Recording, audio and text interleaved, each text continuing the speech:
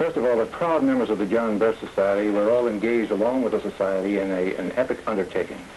Our aims have been stated as less government, more individual responsibility under God, and a better world.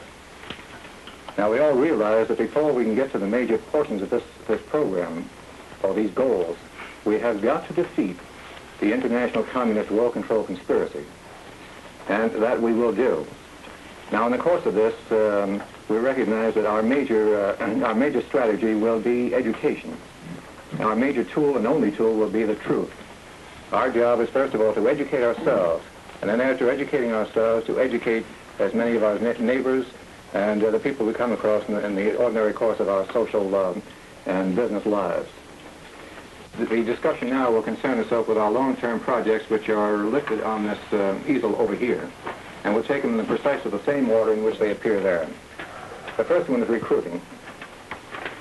Now, as you all know, we seek to have associated with us only men and women of sound character, good conscience, religious ideals, and fervent patriotism. Our goal is to secure 1 million such members. We're some distance from that, but we are making considerable progress. For example, during the month of August 1964, we broke all records with respect to new members and new chapters, and it's my understanding that the month of September exceeded that. Let's help in every way we possibly can to make sure that the month of October even exceeds September.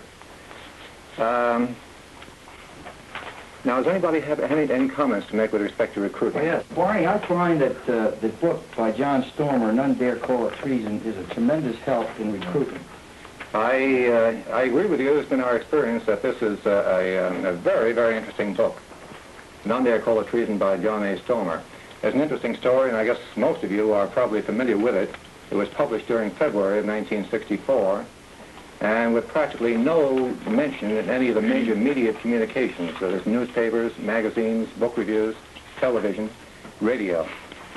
And practically being unavailable in the commercial bookstores, it has sold to date approximately 6,800,000 copies and has gone through its 20th printing. I think it's reasonable to say that the members of the Society have done a remarkable job in connection with the distribution of this book. I might casually mention in passing that I do not know of a book, other than the Bible, that has a larger or more dedicated sales force. I think the members of the Society have done a remarkable job in distributing this book at Stormer's. Well, I guess we've covered that, so let's come to the next one, number 2 on our permanent agenda, and that is the movement to impeach Earl Warren. The movement to impeach Earl Warren. As you all know, we've been working for quite some time on securing the impeachment of the Chief Justice. And there are a variety of reasons for this. First of all, we firmly believe that he has violated his oath of office to protect, defend, and uphold the Constitution of the United States, and believe he has been doing quite the contrary. Interesting little thing, we believe that, while it may not be germane at this point, that at the time he was appointed Chief Justice of the Supreme Court, he had very little judicial experience of note. And there's some open question as to whether at that time he knew the difference between a law book and a Sears Roebuck catalog. But more important and more serious import is the fact that the Chief Justice has been the leading advocate, setting the stage for the current series of racial riots that are now rendering this country apart.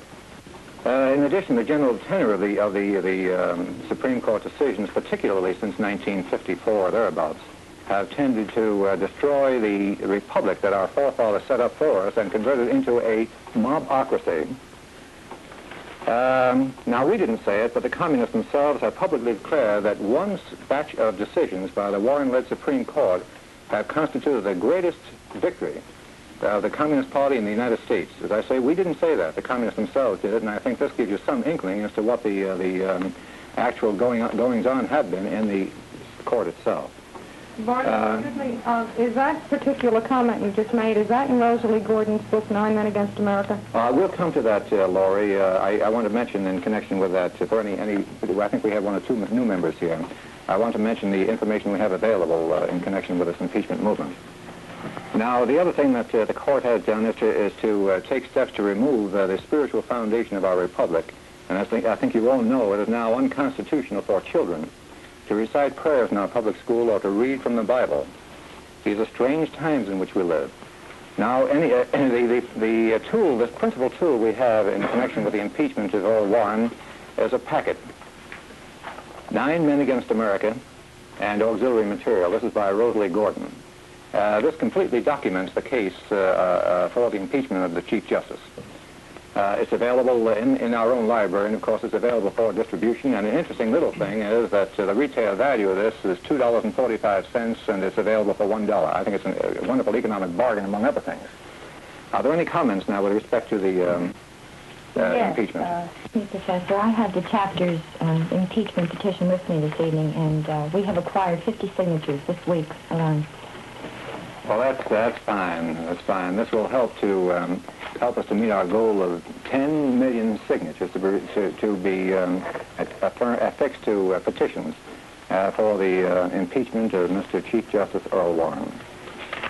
I'd like to say just one very minor thing, and that is this: that we hold no personal animosity toward Mr. Chief Justice Warren. As a matter of fact, we wish him well. I think the worst thing in the world that could happen from our point of view is that any physical harm should befall him. We need him desperately. So let's bear that in mind. No personal animosity. We have in mind only that we'd like to see him impeached as a symbol of the forces that are converting our Constitution from what it was intended to be into a totally different kind of document. All right? Now, are there any further comments with respect to the movement to impeach Earl Warren?